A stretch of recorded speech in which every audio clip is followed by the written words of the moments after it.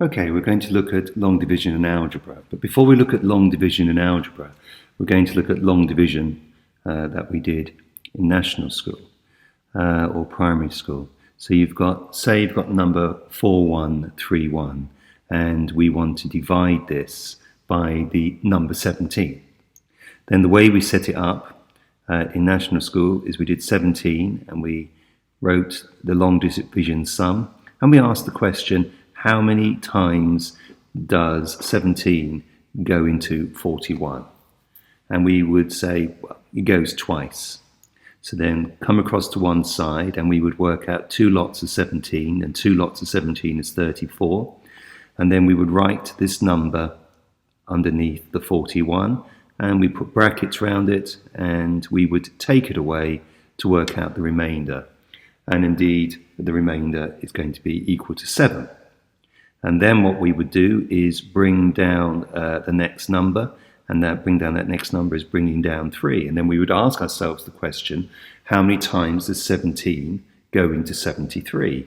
And we would guess 4, and then we would work it out, 4 lots of 17, and we would get 68. And we would then write 68 underneath this, put brackets around it, do a subtraction sum, and work out that the remainder was equal to 5.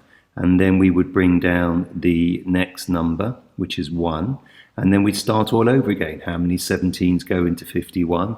And our guess would be 3, and then we'd come over here and check it. 3 lots of 17 is indeed 51, so our guess was correct.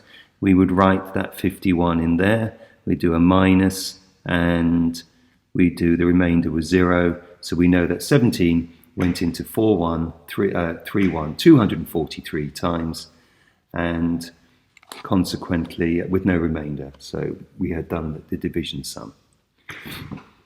So now we're going to adopt the same approach with algebra, use exactly the same technique. So we've got here, 2x minus 1, and we're going to divide it in to this algebraic top, which is 6x cubed plus 5x to be squared minus 10x plus 3. And the first question we ask ourselves is, what do we have to multiply this 2 by to get 6? And the answer is 3. And then we have to ask ourselves, what do we have to multiply this x by to get x cubed? And the answer is x squared. And now we're going to come over here and we say, right, we think the answer on top is 3x squared. So we're going to do 3x to be squared multiplied on 2x minus 1. And when we do this, we get 3 on 2 is 6, x squared on x is x cubed, and we also get minus 3x squared on 1 is going to be minus 3x squared. And we know we're right because the 6x cubed matches the 6x cubed here, and we've got minus 3x squared is going to go underneath the 5x squared. Like on the right hand side, we put brackets around it, we do a subtraction to work out the remainder. Now, you need to be very careful here, because what we're going to be looking at now, we're going to be looking at just numbers. So we're going to be looking at plus 5 minus 3. And 5 minus 3 is 5 plus 3, and so our remainder is 8x squared. And like in primary school, or whenever was the last time you did long division, we then bring down the next number. The next number is minus 10x, and then we start the whole process over again. What do I have to multiply a plus number by to get a plus number? And the answer is a plus number. What do I have to multiply 2 by? What do I have to multiply 2 by to get 8, and the answer is 4. And what do I have to multiply x by to get x squared? The answer is x. And now that's what I think the answer is. I think 4x is on top, and now I'm going to multiply it back to see if it works. So 4x multiplied back on 2x minus 1. So this answer is going to be 4 on 2 is 8, x on x is x squared, and then it's 4x on minus 1, which is minus 4x. And I know it's right because the 8x squared that I've just got here matches the 8x squared I had there. So it's 8x squared minus 4x. And now I need to work out the remainder. So put brackets around this and do a subtraction. So 8 minus 8 is 0, which is what we're expecting. And now what we're going to do is look at the next one. So we've got minus 10 minus 4. So it's going to be minus 10 plus 4. Use a calculator if you're nervous, but minus 10 plus 4 is minus 6. The important thing is that you get it right. And if you're nervous and you need to use a calculator to check the arithmetic, then please do so. So we end up with minus 6 there. And then once we've got the remainder, we then bring down the next number. The next number is a plus 3. And then we start the process again. What do we have to multiply a plus by to get a minus? And the answer is a minus. How many times does 2 go into 6? What do we need to multiply 2 by, whichever way you want to say it? The answer is 3. And it's just a number. We'll talk about that in a few minutes. Now we multiply back, so we've got minus 3 on top. We need to multiply it by the 2x minus 1.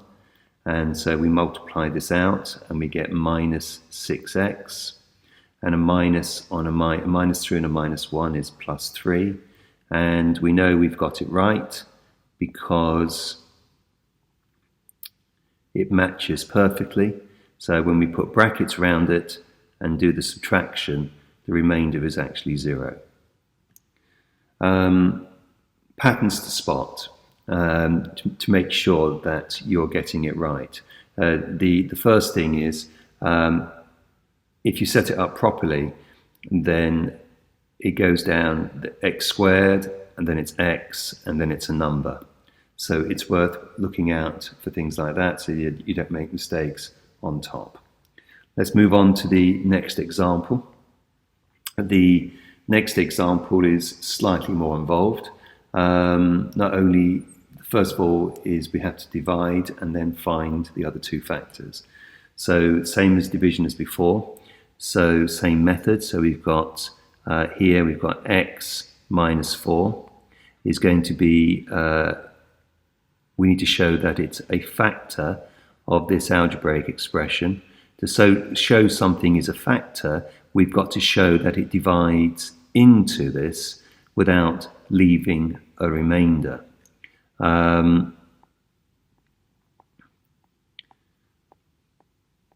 Just finish copying this out. Okay, so there we go. So what do we have to multiply the x by to get 1x by to get 12? So it's going to be 12, and this is going to be x squared.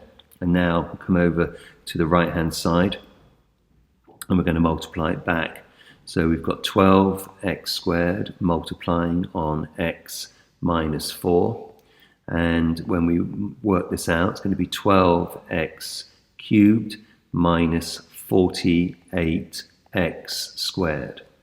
So then we write in here 12x cubed minus 48x squared. We put brackets around it, we put a minus sign at the front, and then we do the takeaway. 12 take 12 is 0, so that's fine. And now we're going to be doing subtraction here, so it's minus 55 minus 48.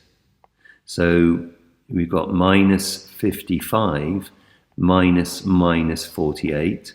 So it's minus 55 plus 48. And the answer is going to be 7, minus 7. So this is going to be minus 7x squared. And then we bring down the next term, which is plus 29x, and then we start the process all over again. So we look at this x here, and it's a plus. So what do we multiply a plus by to get a minus? And the answer is a minus. What do we multiply 1 by to get 7? Well, the answer is 7. And there's a pattern. So what do we multiply the x by to get x squared? Well, the answer is x. So we come back over here, and we're now going to do minus 7x multiplied by x minus 4. We're multiplying back in order to calculate what the total is, so as we can work out the remainder. So multiplying this back, it's minus 7x squared. A minus on a minus is a plus. 7 on 4 is 28. So it's 28x. So we write this underneath here, minus 7x squared plus 28x. We put brackets around it. We're going to do a subtraction. And now clearly minus 7 minus 7, the x squareds will cancel out. So what we have now is we've got plus 29 minus 28, 29 minus 28, 29 minus a plus 28 is 29 minus 28, which of course is equal to 1. So we end up here with 1x, and then as with any long division, we then bring down the next term, which is minus 4, and then we ask ourselves the same process again. What do we have to multiply a plus by to get a plus 1? And it's going to be a plus number. What do we have to multiply a 1 by to get a 1? And the answer is 1. And that's the end of it. So now multiply it back. So 1 multiplied back onto x minus 4 is clearly going to just give us x minus 4. So we put in here x minus 4, which matches completely, which means we're reassured that we've actually got this right. And because they match completely, when we do the takeaway, we end up with a 0. Now currently what we have is we've now got 2 factors. I just wish to remind you, if we had 2 divided into 8, 2 divides into 8 4 times. And, you know, the 2 and the 4 are both factors of 8. So at the moment, we've got 2 factors of the original expression. And the 2 factors we have are x minus 4, comma, 12x squared minus 7x plus 1. Now, the problem is, you need to read the question. It doesn't say the answer has 2 factors. It says that x minus 4 is 1 factor. And then it says find the other 2 factors, which means that the 12x squared minus 7x plus 1 must factorize. So what we're going to do in the empty space on the right is we're going to factorize the 12x squared. We're going to take the hint and we're going to factorize it. So we do that in the normal way. We do 12 lots of 1, and 12 lots of 1 is 12. So now we're looking for the factor pairs of 12, which will add up to give minus 7. We're looking for the factor pairs of 12 that would add up to give minus 7. So let's start looking at them. So we've got 1 and 12, well that gives 13. And then we've got 2 and 6, well that gives 8 when we add them together. We've now got 3, 4, which add up to give 7. So, but we want minus 7. So what we need to do is change one sign, change them both. So there is the pair that we want, minus 3, minus 4. So we now go to the next line here. So we've got 12x squared minus 3x minus 4x plus 1. We're now going to factorize in pairs. So the common factor for 12x squared minus 3x is going to be, well, 3 goes into 12 and 3, and x is also a common factor, leaving us with 4x minus 1. And then over here, we're going to put 4x minus 1, because whatever that's in the first bracket has to be in the second bracket. Not sure what the sign is yet, so I'm going to put minus there. What's the common factor for 4 and 1? Well, there isn't one, so therefore it's going to be 1. Is our minus sign correct? Let's just check. A minus on a plus 4 is a minus 4, and a minus on a minus 1 is a plus 1, so we are correct. So therefore we can go to the next line, and the next line is going to be 4x minus 1 on 3x minus 1. So therefore this 12x squared minus 7x plus 1 is going to generate two factors.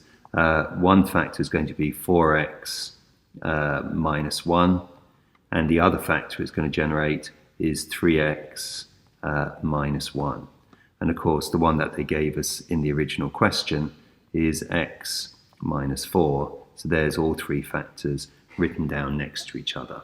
And that's the end of example 1.25.